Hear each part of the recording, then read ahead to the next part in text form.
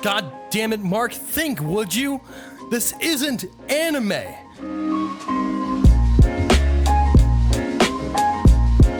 I know, guys, I am so sorry, but today I have to talk about Invincible because, let's be real, Invincible is one of the coolest things to come out of just media in a while, and I just really need to talk about this show because it is that awesome. Like I said, I know it's not technically anime, but it is animated in South Korea, and you know, Korea was annexed by Japan, and you know what? I'm gonna stop here. Today, we are gonna talk about one of the best shows I've seen in quite some time, Invincible. And if you have somehow not heard about this show, I am positive you have at least seen the countless memes on this show because it is so good that everybody has to constantly make jokes about it because no one can comprehend just how incredible this show is.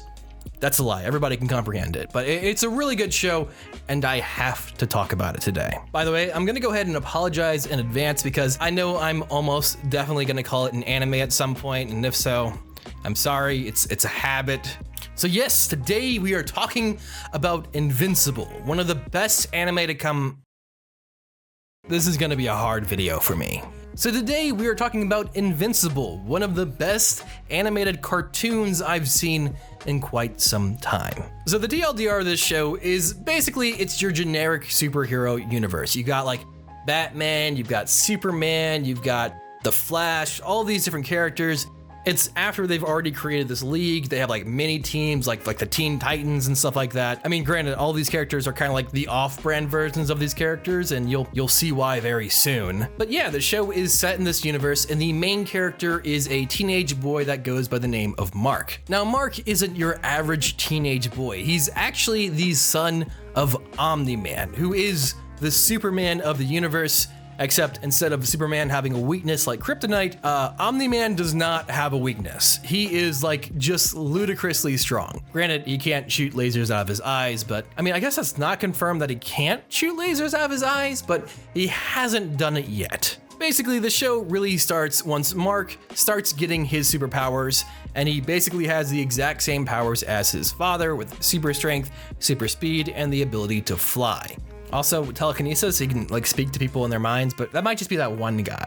Now, I'm gonna give a bit of a spoiler warning before we move forward, because if you somehow haven't been spoiled about the show yet, go watch episode 1 because that's where the big plot twist for the entire show happens, and I don't want to be that guy that ruined it for you, okay? I'm trying not to be the spoiler guy because I had almost the entire show spoiled to me, which, I mean, I still loved it even though it was spoiled to me, but I mean, I just can't imagine how much of an impact it would have made if I hadn't known all these horrific things had happened. So anyway, now we're going into spoiler territory.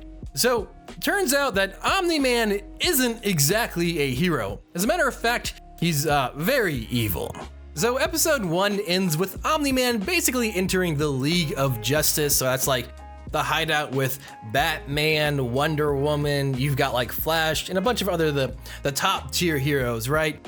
And he brutally murders them all in cold blood. Like, holy shit, that scene was way more gory than I had expected. Like, I'm positive I can't show most of it on YouTube, so I'm just gonna show like the aftermath, which I don't know, I don't remember exactly how that scene looks, but hopefully there's not too many organs lying around. But yeah, it's a very brutal scene, and there's like no context as to why he's doing it and what made him do this, because he like actually saved other characters' lives like earlier in the episode, only for him to kill them right then and there. So the 2 or 3-ish major plot threads of the show is them trying to figure out who murdered the League of Villains, while Mark tries to learn how to become a superhero and follow in his father's footsteps. But only to an extent, because Mark doesn't really realize his father is evil yet. Oh yeah, and he chooses the hero name of Invincible, which is kind of ironic because he spends half of the season in a hospital bed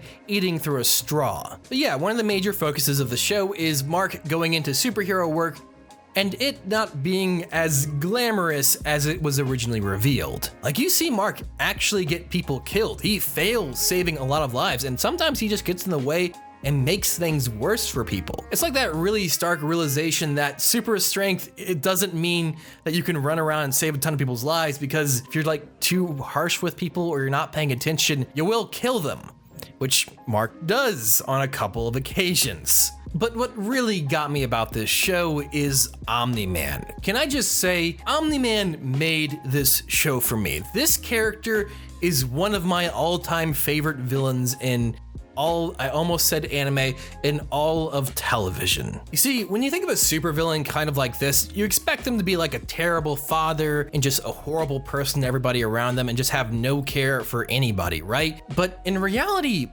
Omniman wasn't that bad of a guy until he turned evil. I say turned evil, but until he started doing his mission, basically. Like, you see him be a really good father to Mark. He was a good husband.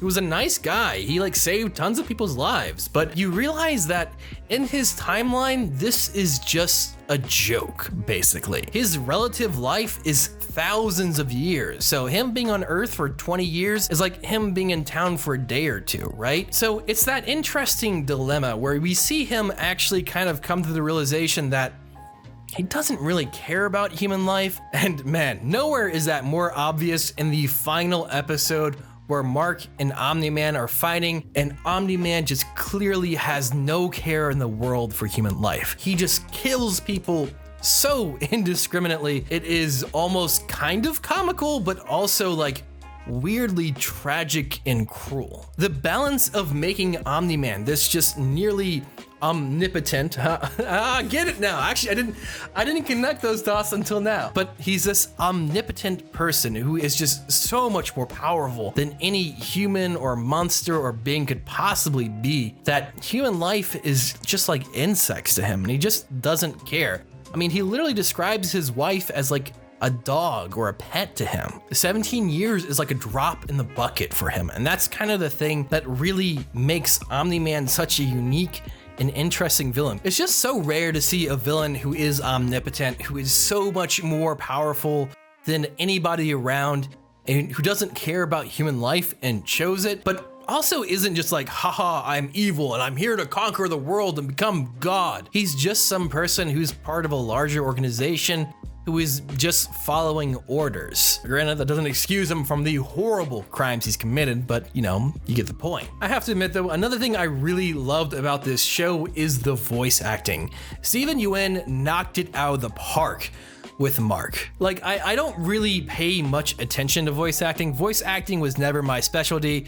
I don't voice act. I suck at it, if you can't figure that out for yourself. But God, dude, Steven just kills it with Mark. There is this scene where he just finds out that his father is murdering all these humans, including the heroes, and you like see and you can hear the fear in his voice. You can hear the fear in Mark's voice. You like hear it crack like a teenager as he's like trying to figure it out and like compressing and understanding the gravity of the situation. Like, holy shit, it is like some god tier voice acting. And we can't talk about this show without talking about J.K. Simmons. I know I keep going back to Omni-Man, but J.K. Simmons, bro, when he is on the screen and voice acting, he just carries the show. He's so freaking good. It is amazing. I could not envision a better person to play Omni-Man. His range of being able to go from like happy, caring, loving father to just like, I will kill you in your sleep and I will not lose a wink of sleep myself. Just how he's able to go from like intimidation to serious to like friendly, loving father. He does such a fantastic job with all the voices, and his voice carries and fits the character so well. He just,